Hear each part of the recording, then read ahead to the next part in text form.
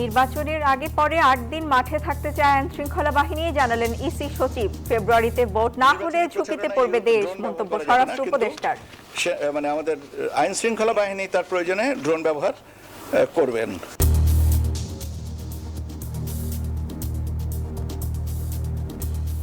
বাংলাদেশে ঝুঁকির কোনো অভাব আছে? মানে আমার আইজিপি যদি বলে থাকে, আমি ডেফিনেটলি আইজিপির তো আমি সাপোর্ট করব।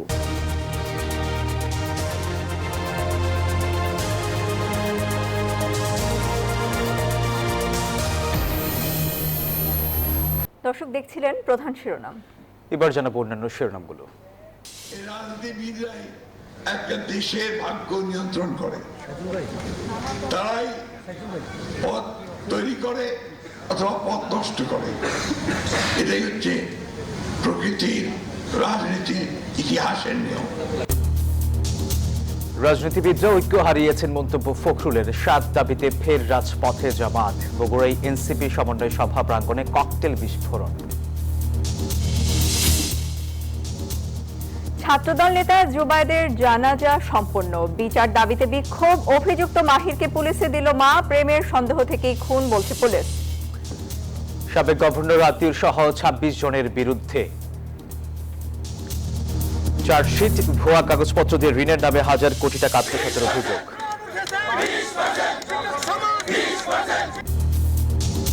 শহীদ মিনারে মহাসমাবেশ করল এমপিওভুক্ত শিক্ষকরা। কালো কাপড়ে মুখ ঢেকে কাল শাহবাগে বিক্ষোভ ও অবস্থান কর্মসূচি। বিমানবন্দরে আগুনে ১২,০০০ কোটি টাকার ক্ষতি হয়েছে, দাবি ইএবির। ৯ নম্বর গেট দিয়ে শুরু হলো কার্গোর মালামাল খালাস।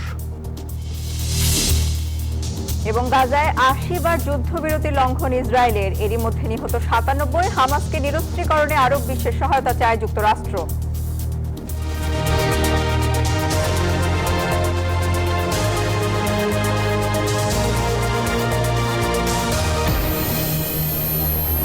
স্বাগত নিউজ 24 সংবাদে। আপনাদের সাথে আছি আমরা দুজন, আমি সোহাগ বক্স এবং আমি সঞ্জিদা ইসলাম। দর্শক দেখছিলেন বিআরবি কেবলস সংবাদ শিরোনাম। এবার বিস্তারিত। এবার নির্বাচনের আগে ও পরে ৮ দিন মাঠে থাকতে চায় আইন শৃঙ্খলা বাহিনী। নির্বাচন কমিশনের সাথে আইন শৃঙ্খলা বাহিনীর কর্মকর্তাদের মত বিনিময়ে এমন প্রস্তাবনা এসেছে বলে জানিয়েছে ইসির সচিব। আর সচিবালয় আইন শৃঙ্খলা কোর কমিটির বৈঠক শেষে স্বরাষ্ট্র উপদেষ্টা বলেছেন, নির্বাচন পরিচালনায় পুলিশের সক্ষমতা নিয়ে কোনো প্রশ্ন নেই। জানান, ফেব্রুয়ারিতে ভোট না হলে ঝুঁকিতে পড়বে দেশ। বিগত সময়ে জাতীয় কিংবা স্থানীয় নির্বাচন অনিয়ম বিশৃঙ্খলায় উদাহরণ সৃষ্টি করে আওয়ামী লীগ সরকার। শেখ হাসিনার সরকার পতনের পর নতুন বাংলাদেশে সুষ্ঠু নির্বাচন উপহার দেওয়াই এখন প্রধান চ্যালেঞ্জ। এর মধ্যে বেজেছে ডঙ্কা, ফেব্রুয়ারিতেই হতে যাচ্ছে জাতীয় নির্বাচন। এমন পরিস্থিতিতে আইন শৃঙ্খলা পরিস্থিতি সামলে নিয়ে সুষ্ঠু নির্বাচন উপহার দিতে চায় ইসি। এবার ভোটের সময় সশস্ত্র বাহিনীর ৯০,০০০ থেকে ১ লাখ, পুলিশের প্রায় ১.৫ লাখ এবং আনসারের প্রায় ৬ লাখ সদস্য মোতায়েন থাকবে। আগামী জাতীয় সংসদ নির্বাচনের আগে ও পরে ৮ দিন মাঠে থাকতে চায় আইন শৃঙ্খলা বাহিনীও। ইসির সাথে মতবিনিময়ে এমন প্রস্তাব দিয়েছে আইন শৃঙ্খলা বাহিনী। সোমবার রাজধানীর আগারগাঁওয়ে ২ ঘণ্টা ব্যাপী এই বৈঠকে সভাপতিত্ব করেন প্রধান নির্বাচন কমিশনার। ৫ দিনের ডিপ্লয়মেন্ট প্রোগ্রাম করা হয়, সেখানে একটা প্রস্তাব এসছে এটা যেন ৮ দিন করা হয়। সব মিলিয়ে ১.৫ লক্ষ না, আমি পুলিশের কথা বলেছি, আর্মি সেনাবাহিনীর কথা বলেছে ৯০,০০০ থেকে ১ লক্ষ, আনসারের সংখ্যাটা আর একটু বেশি, আর আনসার ভিডিবির সংখ্যাটা আর একটু বেশি, প্রায় ক্লোজ টু ৫.৫ থেকে ৬ লক্ষ। ভোটের সময় প্রচারণায় কেউ ড্রোন উড়াতে পারবে না বলেও জানান তিনি। তবে আইন শৃঙ্খলা বাহিনী এই বিধিনিষেধের বাইরে থাকবে। নির্বাচনী প্রচারণায় ড্রোন ব্যবহার করা যাবে না, কিন্তু মানে আমাদের আইন শৃঙ্খলা বাহিনী তার প্রয়োজনে ড্রোন ব্যবহার করবেন। হোম সেক্রেটারি উনি বলেছেন যে বডি অন ক্যামেরা থাকবে, ড্রোনের ব্যবস্থা থাকবে, কাজে আমরা ভিজিলেন্সটা অনেক বেশি হবে। এদিকে সচিবালয়ে আইন শৃঙ্খলা বিষয়ক কোর কমিটির বৈঠক অনুষ্ঠিত হয়। পরে আইজিপির বক্তব্য সমর্থন করে স্বরাষ্ট্র উপদেষ্টা আরও জানান, ফেব্রুয়ারিতে ভোট না হলে ঝুঁকিতে পড়বে দেশ।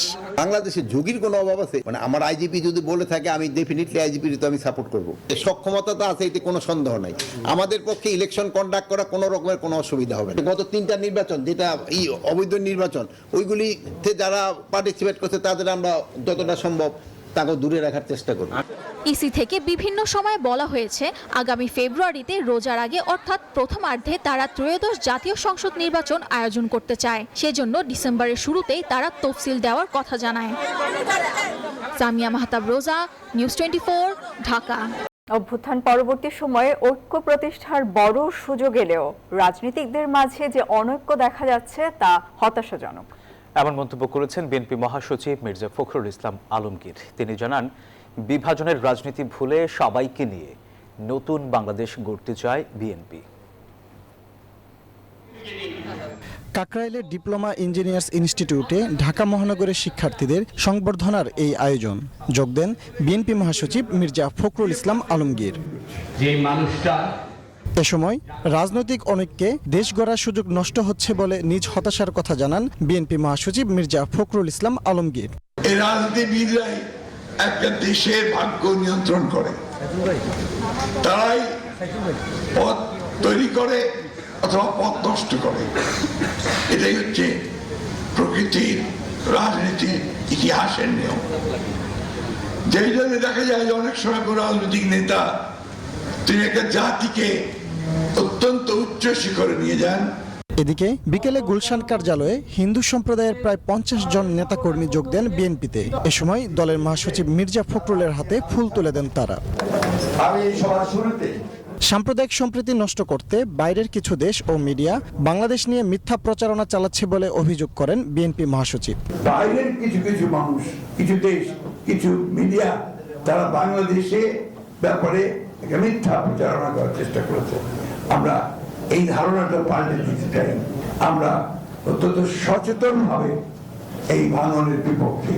আমরা বাংলাদেশে এক, আমরা সকল মানুষ এখানে যারা বাস করে ভূখণ্ডে তারা আমরা সবাই এক। খুব শিগগিরই সনাতন ধর্মাবলম্বীদের নিয়ে বড় সমাবেশ করবে বিএনপি, যেখানে যুক্ত থাকবেন দলটির ভারপ্রাপ্ত চেয়ারম্যান তারেক রহমান। আমরা আপনাদের সঙ্গে আছি, আমরা থাকবো। ফজলে রাব্বি সৌরভ, নিউজ 24, ঢাকা। যেকোনো স্থাপনার বৈদ্যুতিক সংযোগকে রাখে নিরাপদ। এর স্কিন কোটেড ইনসুলেশন সম্পূর্ণ ফায়ার রিটার্ডেন্ট, তাই বিজলি কেবলস নিজেই নিজেকে নেভায়। বিজলি কেবলস, নিরাপদ আজীবন। জাতীয় নির্বাচনকে প্রশ্নবিদ্ধ করতে একটি দল গণভোট ও নির্বাচন একই দিনে করার অপচেষ্টা করছে বলে মন্তব্য করেছেন জামায়াতের সহকারী সেক্রেটারি জেনারেল মাওলানা রফিকুল ইসলাম খান। জুলাই সনদ বাস্তবায়নের আদেশ জারি করে নভেম্বরের মধ্যে গণভোট আয়োজন করা সহ 7টি অভিন্ন দাবিতে কর্মসূচি করছে 8টি দল। তারই অংশ হিসেবে বাইতুল মোকাররমের উত্তর গেটে সোমবার সমাবেশ করে জামাত। একই দাবিতে বাইতুল মোকাররমের পূর্ব গেটে সমাবেশ করে ইসলামী আন্দোলন। এ সময় নির্বাচনের আগেই পিআরের দাবি মেনে জুলাই জাতীয় সনদের আইনি ভিত্তি দেওয়ার আহ্বান জানান দলটির নেতারা।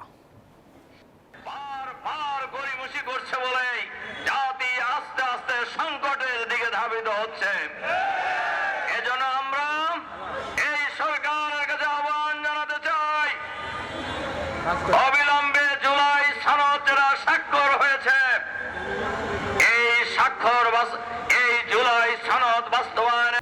বগুড়ায় এনসিপির সভাস্থলের বাইরে ককটেল বিস্ফোরণ হয়েছে, তবে এ সময় কোনো হতাহতের ঘটনা ঘটেনি। সোমবার বিকেল 3:45 বগুড়া জেলা পরিষদ চত্বরে 2টি ককটেল নিক্ষেপ করে দুর্বৃত্তরা। এর মধ্যে একটি বিস্ফোরণের ঘটনা ঘটে, অন্যটি অবিস্ফোরিত অবস্থায় রয়েছে। সমন্বয় সভায় উপস্থিত ছিলেন এনসিপির মুখ্য সংগঠক সার্জিস আলম। এ সময় নেতাকর্মীদের মাঝে আতঙ্ক ছড়িয়ে পড়ে। পরে পুলিশ ঘটনাস্থলে পৌঁছে পরিস্থিতি নিয়ন্ত্রণে আনে। এই রাজনৈতিক দলটা একদম রাজপথ থেকে উঠে আসা একটা রাজনৈতিক দল। এখানে আপনি সাউন্ড গ্রেনেড, ককটেল, হামলা মামলায় এগুলো দমন নিপীড়ন করে এনসিপিকে কখনোই দাবায় দিতে পারবে না। আওয়ামী লীগ পালিয়ে গেছে, কিন্তু তাদের দোসরগুলো এখনো আছে এবং তাদের যে দালালগুলো আছে তারা এখনো আছে, এবং আওয়ামী লীগকে পুনর্বাসন করার যারা দায়িত্ব কাঁধে তুলে নিয়েছে তারা এই ঘটনাটি ঘটিয়েছে বলে আমরা মনে করি। শিক্ষক, সহপাঠী ও সতীর্থদের ভালোবাসায় জগন্নাথ বিশ্ববিদ্যালয় ক্যাম্পাস ছাড়ল ছাত্রদল নেতা জুবায়েরের মরদেহ। দুপুরে জানাজা শেষে বিচার দাবিতে বিক্ষোভ করেছে ছাত্রদল। এদিকে জুবায়েদ হত্যা মামলায় অভিযুক্ত মাহিরকে পুলিশের হাতে তুলে দিয়েছেন তার মা। পুলিশের ধারণা ছাত্রীর প্রেমিকের সন্দেহের বলি হয়েছেন জুবায়েদ। শেষবারের মতো সোমবার বিশ্ববিদ্যালয়ে জুবায়েদের নিথর দেহ। এটাই শেষ। আর কোনোদিন ফেরা হবে না প্রিয় ক্যাম্পাসে, কণ্ঠে আর কখনো উচ্চারিত হবে না রাজনৈতিক তর্ক বিতর্ক। তাই তো জুবায়েদকে শেষবারের মতো বিদায় জানাতে ক্যাম্পাসে সহপাঠীদের ভিড়। যে মঞ্চে বিশ্ববিদ্যালয় দিবস পালন করার কথা ছিল সেখানে অনুষ্ঠিত হলো জুবায়েদের জানাজা। এ সময় তার আত্মার মাগফিরাত কামনা করেন শিক্ষক শিক্ষার্থীরা। জানাজা শেষে বিক্ষোভ মিছিল করেন তারা। আমার মতো জগন্নাথ বিশ্ববিদ্যালয়ের 20,000 শিক্ষার্থীর হৃদয়ে রক্তক্ষরণ হচ্ছে। এখন আসলে তাকে কেন খুন করা হলো এখন আমরা এই পর্যন্ত আমরা কোনো ধারণা পাচ্ছি না। বিশ্ববিদ্যালয় প্রশাসন এ সময় পরীক্ষা স্থগিত রেখে 2 দিনের শোক ঘোষণা করেন। পিছিয়ে দেয়া হয় বিশ্ববিদ্যালয় দিবস। একই মঞ্চে এই হত্যার সুষ্ঠু বিচারের দাবি জানায় ছাত্রদল। শহীদ শিক্ষার্থীর বাবা চাচারা গিয়ে থানায় 5 ঘন্টা বসে থাকে ওসি মহোদয়ের সাথে সাক্ষাতের জন্য। এমন মহা শক্তিধর ওসি এই জুলাই পরবর্তী বাংলাদেশে দরকার নেই। কোনো মত দ্বিমতকে ভুলে আমরা সবাই একই প্ল্যাটফর্মে উপস্থিত হয়েছি। এটির একটি কারণ, সেটি হচ্ছে যে প্রকৃত আসামিদের যেন গ্রেফতার করা হয়। শুরু থেকেই আমরা এটার সাথে আছি এবং থাকবো যতক্ষণ না পর্যন্ত এর উপযুক্ত বিচার নিশ্চিত না হয়। এর আগে মিডফোর্ড হাসপাতালে ময়নাতদন্ত শেষে সন্তানের মরদেহ হাতে পান জুবায়েদের বাবা। সেখানেই কান্নায় ভেঙে পড়েন তার বাবা মোবারক হোসেন।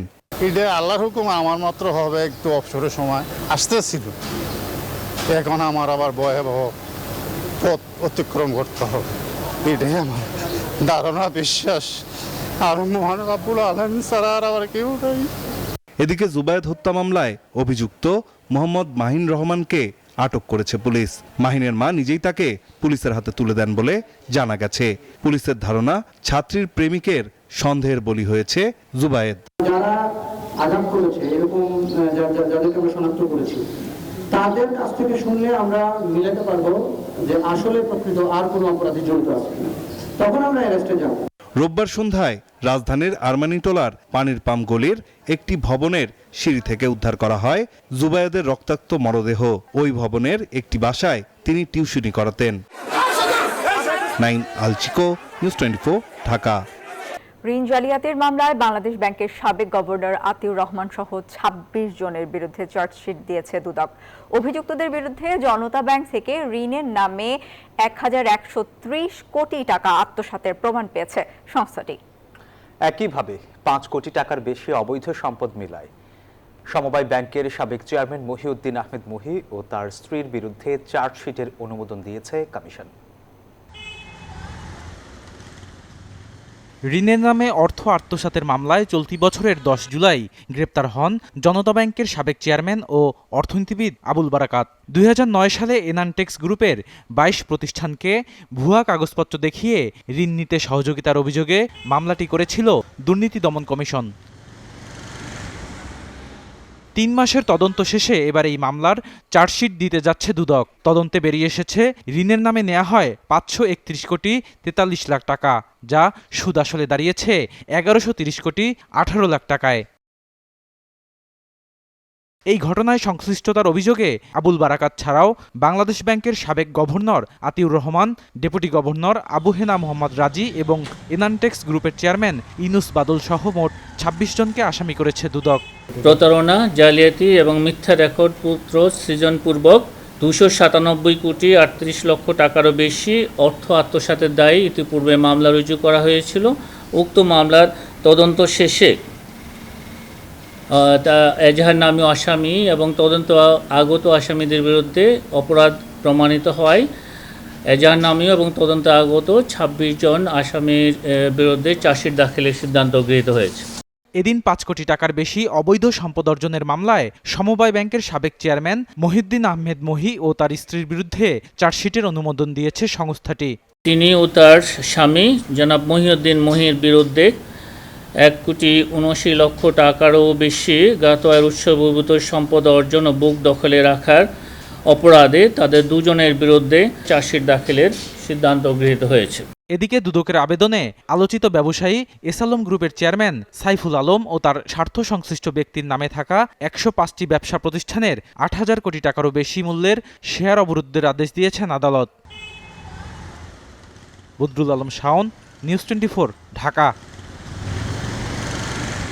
বেসরকারি শিক্ষা প্রতিষ্ঠানে কর্মরত শিক্ষক কর্মচারীদের বাড়ি ভাতা 20% বৃদ্ধির দাবিতে নতুন কর্মসূচি ঘোষণা করেছে এমপিওভুক্ত শিক্ষা জাতীয়করণ প্রত্যাশী জোট।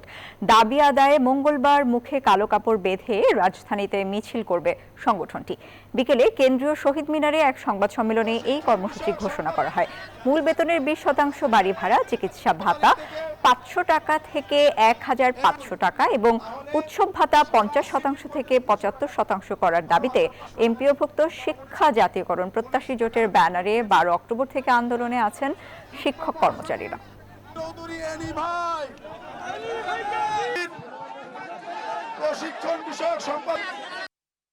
সরকার আমাদের প্রজ্ঞাপন 20% প্রজ্ঞাপন মেনে নেয়, তাহলে আমরা রাজপথ থেকে আমরা ক্লাস আর ফিরে যাব না।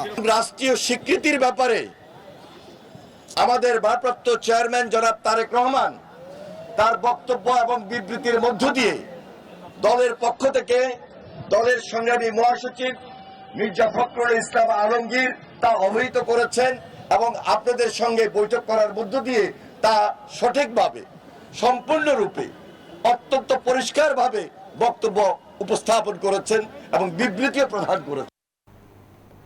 নিম্ন আদালতে চলমান জুলাই গণঅভ্যুত্থানের হত্যা মামলা দ্রুত বিচার ট্রাইব্যুনালে নিষ্পত্তি হবে। আর প্রসিকিউশনের কার্যক্রম সুষ্ঠু ও গতিশীল করতে আইন ও বিচার বিভাগের অতিরিক্ত সচিবের নেতৃত্বে একটি কমিটি গঠন করেছে আইন মন্ত্রণালয়। এদিকে শেখ হাসিনা ও আসাদুজ্জামান কামালের পক্ষে প্রথম দিনের যুক্তিতর্ক উপস্থাপন করেন রাষ্ট্র নিয়োজিত আসামি পক্ষের আইনজীবী। জুলাই গণঅভ্যুত্থানকালে দেশব্যাপী হত্যার অভিযোগে মোট 837টি মামলা রেকর্ড হয়েছে।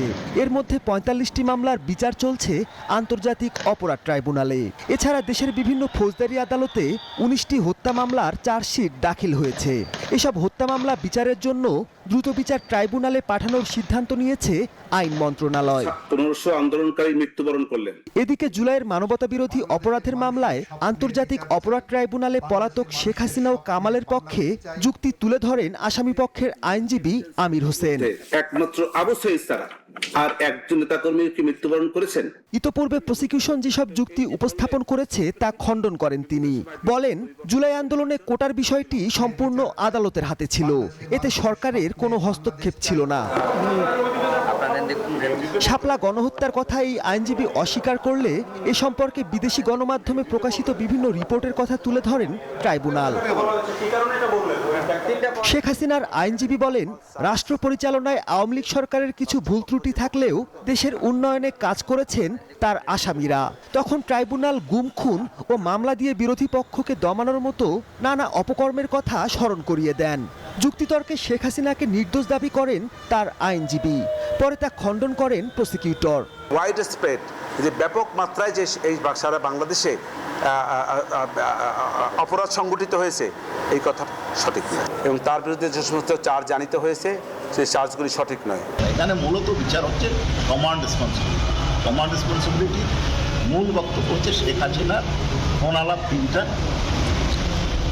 স্বরাষ্ট্রমন্ত্রীর ভিডিওগ্রাফি এবং তিনি যে এক্সিকিউশন, যার ফলে এই ঘটনাটা ঘটেছে।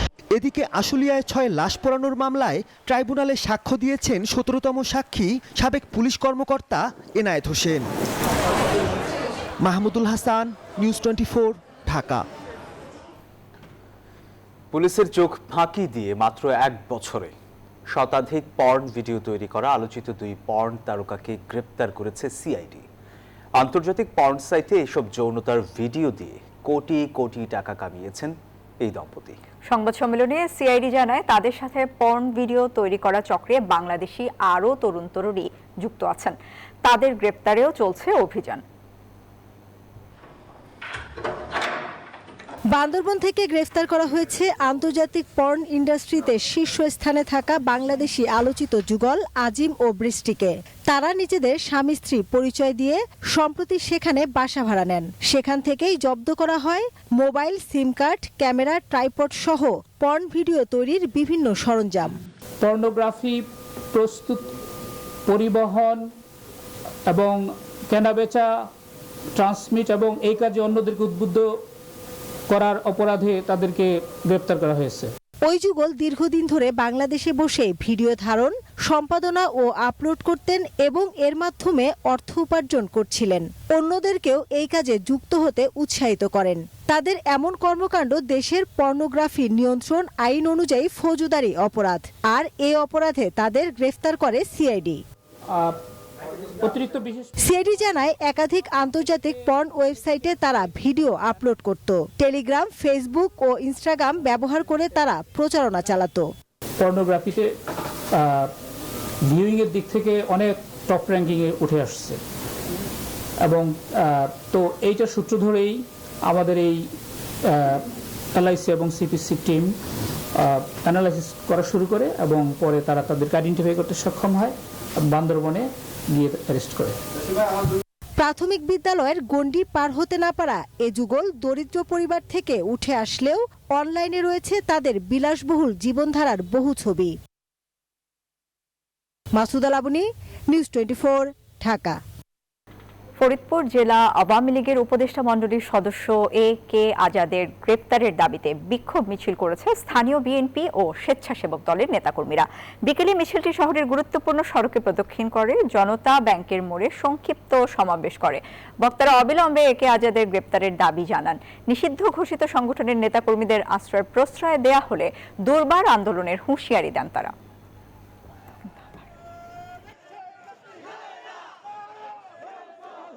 স্পষ্টভাবে বলতে চাই, আমরা হুঁশিয়ার সাবধান, হুঁশিয়ার সাবধান, আজাদের দালালেরা হুঁশিয়ার সাবধান, আজাদের সাবধান, হুঁশিয়ার সাবধান, হুঁশিয়ার সাবধান, হুঁশিয়ার সাবধান, দুই গালে জুতা মারা তালে তালে করতে হবে।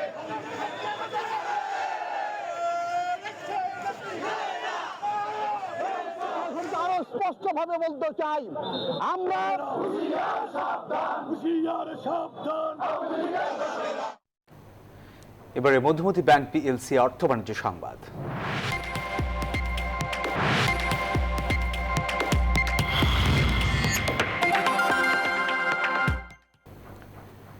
শাহজালাল বিমানবন্দরের কার্গো কমপ্লেক্সে অগ্নিকাণ্ডে কমপক্ষে 12,000 কোটি টাকার ক্ষতি হয়েছে বলে জানিয়েছে exporters association of Bangladesh EAB.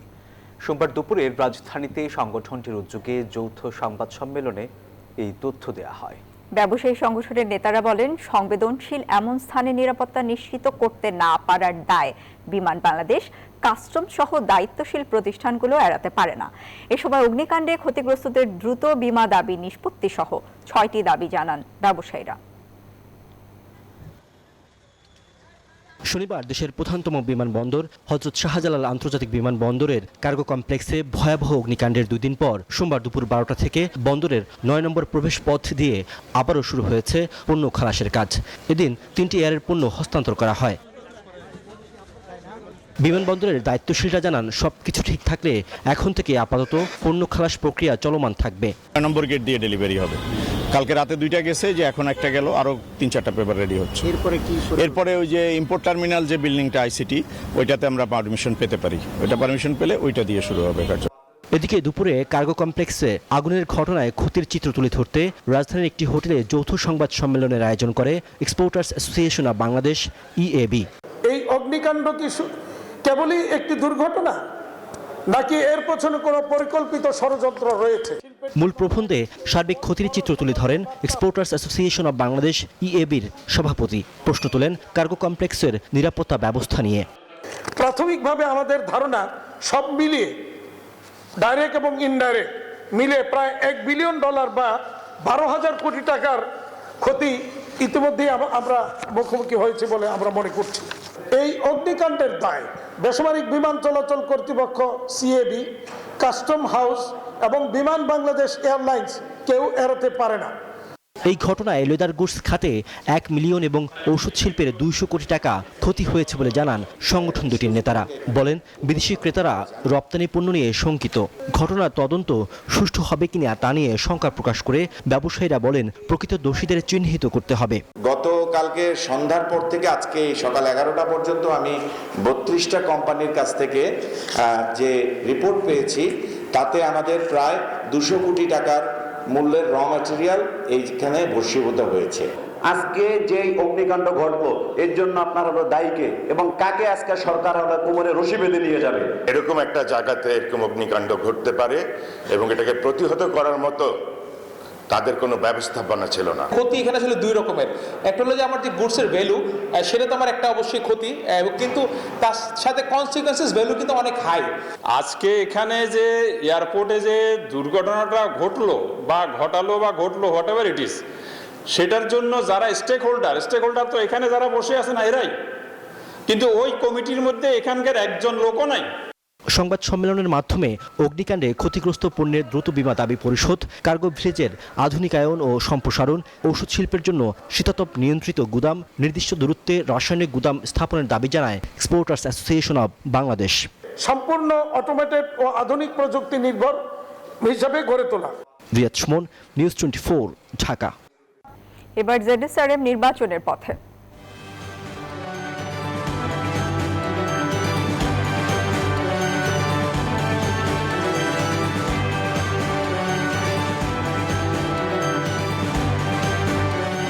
নৈসর্গিক সৌন্দর্যের লীলাভূমি রাঙামাটিতে বইছে ভোটের হাওয়া। নির্বাচনের সময় ঘনিয়ে আসায় প্রচার প্রচারণায় ব্যস্ত সময় পার করছেন বিভিন্ন দলের সম্ভাব্য প্রার্থীরা। জেলায় নির্বাচনী আসন সংখ্যা মাত্র একটি। জনপ্রতিনিধি নির্বাচনে এই এলাকার মানুষ খুবই সচেতন। প্রতিশ্রুতি কিংবা দল নয়, পাহাড়ের সাম্প্রদায়িক সম্প্রীতির পাশাপাশি উন্নয়নে যার ভূমিকা থাকবে তাকেই নির্বাচিত করতে চান ভোটাররা। পাহাড়ের সাম্প্রদায়িক সম্প্রীতিকে গুরুত্ব দিচ্ছেন এই অঞ্চলের মানুষ। সুশীল সমাজের প্রতিনিধিরা বলছেন আঞ্চলিকতা এই জেলার প্রধান ভোট ফ্যাক্টর হতে পারে। তবে তরুণ ভোটাররাও জনপ্রতিনিধি নির্বাচনে বেশ প্রভাব ফেলবে বলেও মনে করেন তারা।